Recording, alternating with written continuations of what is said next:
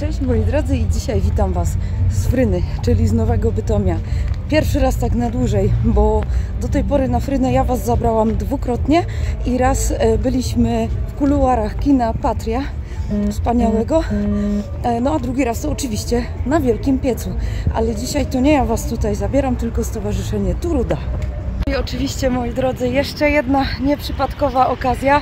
Tak, za mną właśnie Wielki Piec, nasz bradruła. May the force be with you, bo dzisiaj jest Dzień Hutnika. Wiecie co, też tak sobie myślę w tych pięknych okolicznościach, które widzicie tutaj. O, nie umiem tutaj złapać, o tam. No, to jest w sumie pierwsza taka okazja, jak Turuda oficjalnie wychodzi poza Rudę. No bo na przykład w czasie festiwalu Kop, gdzie stoisz, czyli pierwsza edycja miała miejsce we wrześniu 2024 roku, no to wyjechaliśmy Ikarusem na objazd po mieście, pamiętacie? Ale to jest pierwszy raz, że tak Turuda wyjeżdża z Rudy i to jest super. Dopisały zarówno frekwencja, jak i pogoda, a trwający prawie 3 godziny spacer odgonił posępną wizję nadciągającego bezlitośnie pomajówkowego poniedziałku. Frynę, jak nazywamy Nowy Bytom, kojarzycie zapewne z faktu, że obecnie mieści się tutaj spora część urzędów funkcjonujących w Rudzie Śląskiej. To nieformalne centrum miasta, bowiem oficjalnie takowe nie istnieje.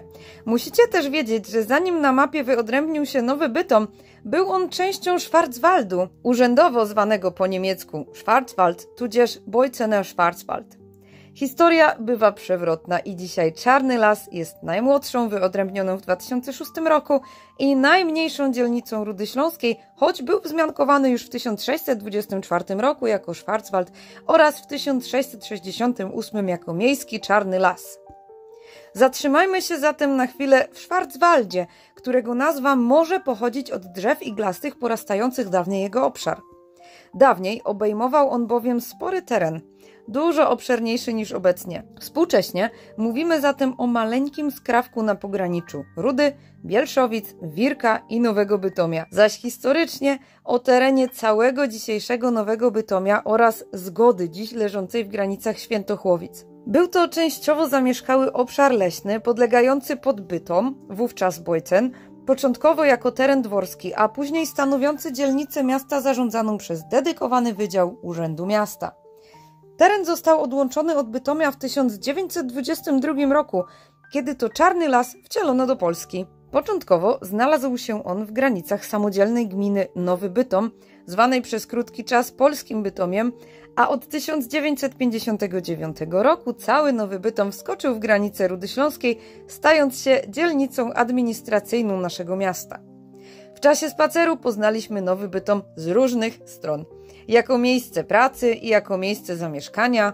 Piękne zabytki, które mijaliśmy po drodze, nabierały nowego sensu, osadzone w kontekście historycznym. Tym kontekstem i absolutnym fundamentem jest górnictwo, rozwijające się tutaj od 1776 roku, i hutnictwo.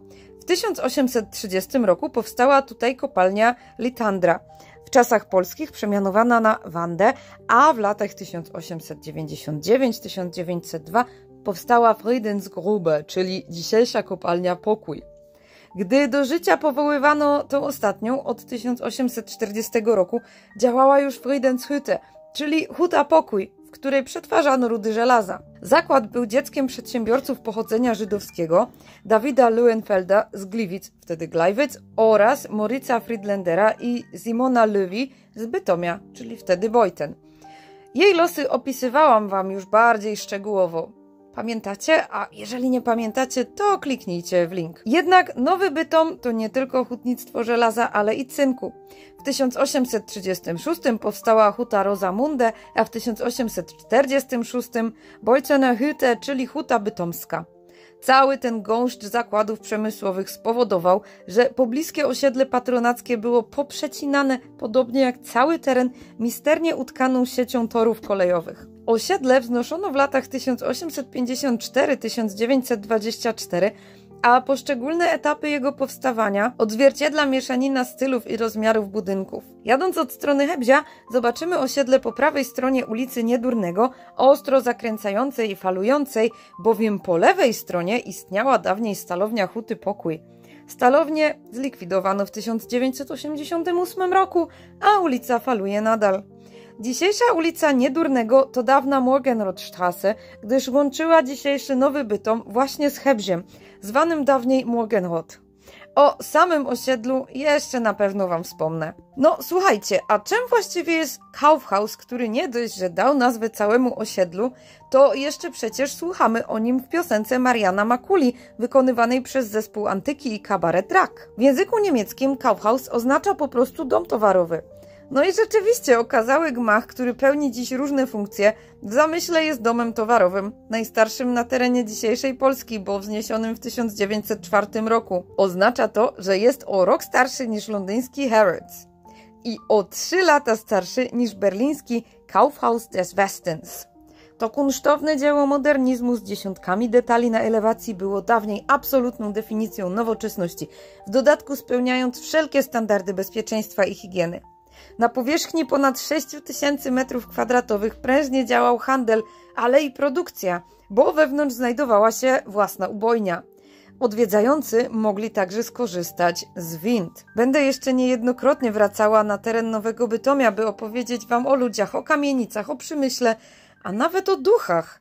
No ale skoro jesteśmy już w sferze niematerialnej, zwróćmy uwagę na jeszcze jeden zabytek, bardzo charakterystyczny w krajobrazie Fryny. To kościół pod wezwaniem świętego Pawła Apostoła, neoromański gigant projektu Johannesa Franciscusa Klompa z Dortmundu, wybitnego architekta pochodzenia holenderskiego. Kamień węgielny wmurowano w 1911 roku, a już 15 września 1912 roku nastąpiła konsekracja świątyni. Warto zwrócić uwagę na posągi stojące przed wejściem do świątyni. Są to postacie świętej Barbary, patronki górników, oraz świętego Floriana, patrona hutników. Ich obecność i swego rodzaju współpraca w czuwaniu nad mieszkańcami okolicy podkreśla korelację istniejącą pomiędzy górnictwem i hutnictwem. Uwagę przykuwają także posągi lwów strzegących wejścia do kościoła, być może symbolizujące jednego z ewangelistów, świętego Marka. Ale lew jest także symbolem słońca i światła, powiązanych w mistycyzmie z energią męską. To król zwierząt lądowych, uosobienie siły, odwagi i majestatu, ale także władzy i autorytetu. W kulturach indoeuropejskich posąg lwa często pełnił rolę strażnika bram miejskich. No i jak? Zaintrygowałam was tymi zagadkami Fryny? To dobrze, bo przygotujcie się na więcej. Tymczasem, jeżeli podobał wam się ten film, to nie zapomnijcie zostawić łapki w górę, komentarza i subskrypcji. Zachęcam także gorąco do zostania moim patronem, a wszystkim patronom bardzo, bardzo serdecznie dziękuję z całego serca. Dziękuję za każdą formę wsparcia kanału i widzimy się już niedługo.